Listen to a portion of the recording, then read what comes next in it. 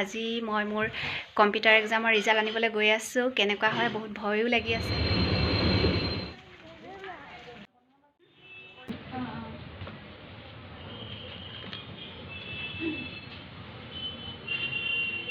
Hello' everyone, আজি মোৰ এক্সামৰ শেষ দিন। আজি নাহৰকটীয়া গৈ আছোঁ এক্সাম দিবৰ কাৰণে। কেনেকুৱা হয় বহুত ভয় লাগি আছে। ভাবিলোঁ ভিডিঅ' কৰোঁ অলপ। কম্পিউটাৰ এক্সাম দিবলৈ গৈ আছোঁ। শুন আহি গ'ল স্কুলৰ পৰা, এতিয়া মোবাইল চোৱাত ব্যস্ত তাই। বাই বাই, মই গৈ আছোঁ। Bye bye. বাই বাই। Best of luck. Thank you. এইয়া ষ্টেচন গৈ আছোঁ খোজকাঢ়ি। আমাৰ ঘৰৰ পৰা ষ্টেচন অলপ দূৰ হয়। যেতিয়া কোৱাৰ্টাৰত আছিলোঁ বাগানৰ, তেতিয়া বেছি খোজকাঢ়িব লগা নাছিল। এতিয়া 8-10 মিনিট লাগে খোজকাঢ়ি আহিলে। এইখন ষ্টেচনৰ ওচৰতে বাগান, সেউজীয়া বাগান, সেউজীয়া গছ গছনিৰে ভৰা। এইয়া দিদি নানীবিলাকে পাত ছিঙি আছে। আৰু এইয়া ট্ৰেইন আহি পালেহিয়েই। মই টিকট কৰি ল'লোঁ। আৰু এইয়া আমাৰ ষ্টেচনত এনেকৈ মানুহবিলাক ৰৈ আছে যাবৰ কাৰণে। সকলোৱে নিজৰ নিজৰ কামৰ বাবে ৰেডি হৈ আছে ট্ৰেইনত যাবলৈ।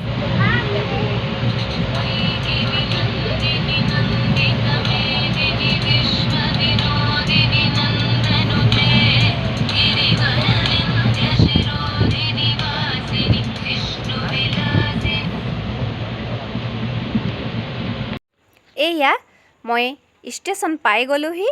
আৰু এইয়া মই খোজকাঢ়ি গৈ আছোঁ। আজি ট্ৰেইনখন আনটো ছাইডে ৰ'লে, সেইকাৰণে মই খোজকাঢ়িব লাগিব।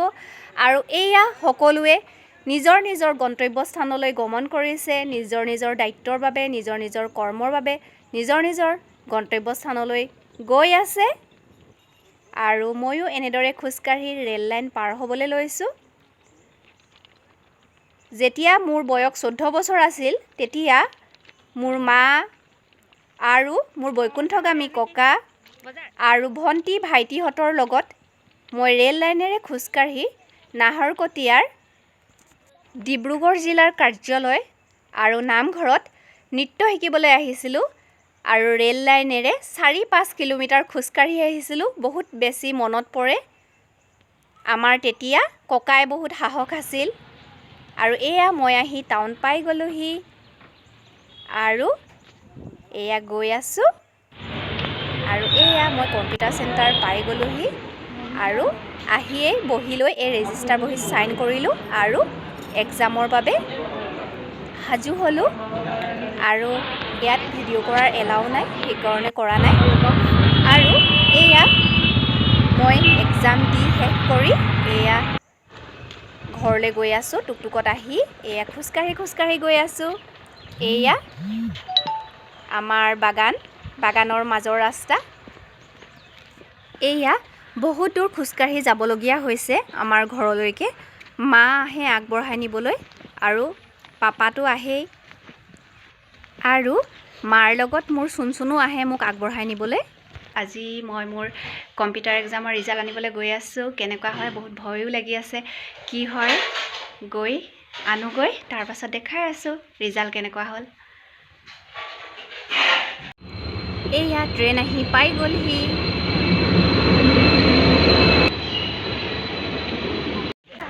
এইয়া মই ষ্টেচনত নামিলোহি আৰু খোজকাঢ়ি গৈ আছোঁ।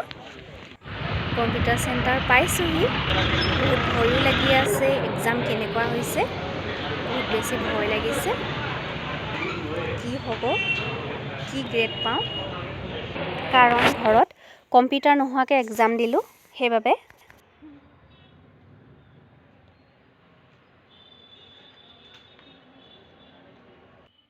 মই মাৰ্কশ্বিট পাই গ'লোঁ। আৰু এডমিশ্যন ল'বলৈ মন আছিলে। সেই আশাটো কেতিয়া পূৰণ হয়, ভগৱন্তই কৃপা কৰিলে চাগে আকৌ এডমিশ্যন ল'বলৈ পাম। এয়া ষ্টুডেণ্টবিলাক গৈছে, ক্লাছ শেষ হ'ল আৰু টাইমে ক্লাছ আৰম্ভ হয়।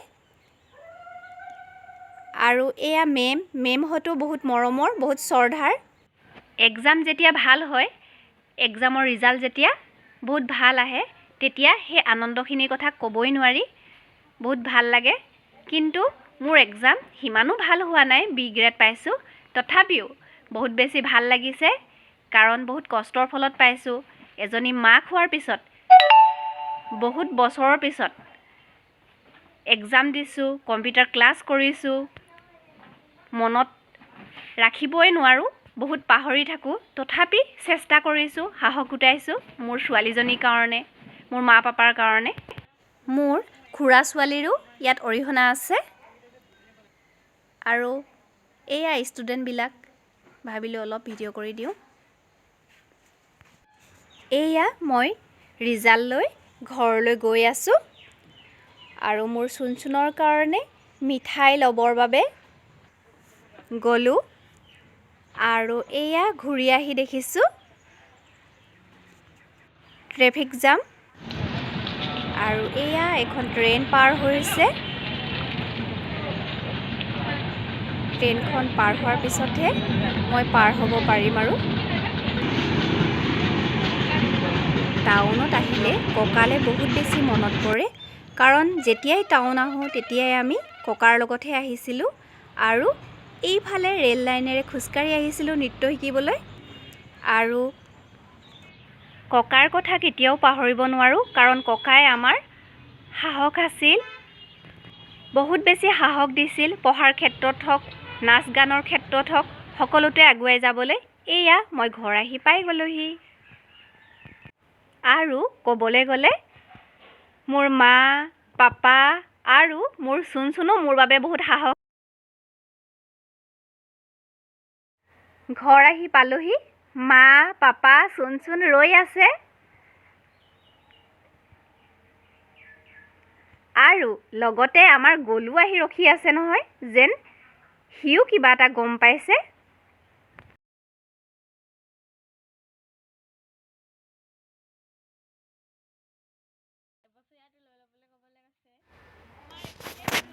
মই ঘৰ আহি পোৱাৰ লগে লগে এইফালে গলু আৰু হোৱাইটি দুইটাৰ বেছি উৎপাত হৈ গৈছে এইখন মাৰ্কশ্বিটখন ঘৰ আহিয়ে মা পাপা আৰু মোৰ চুনচুনক মাৰ্কশ্বিট আহি দেখালোহি এই মাৰ্কশ্বিট বি গ্ৰেড পাইছোঁ সকলোৰে বহুত আনন্দ মা পাপা চুনচুন আৰু ভাইটি আৰু আমাৰ ঘৰৰ জানমণি আৰু হুনহুনাৰো বহুত অৰিহণা আছে সকলোৰে অৰিহণা আছে আৰু এয়া সকলোলৈ মিঠাই লৈ আহিলোঁ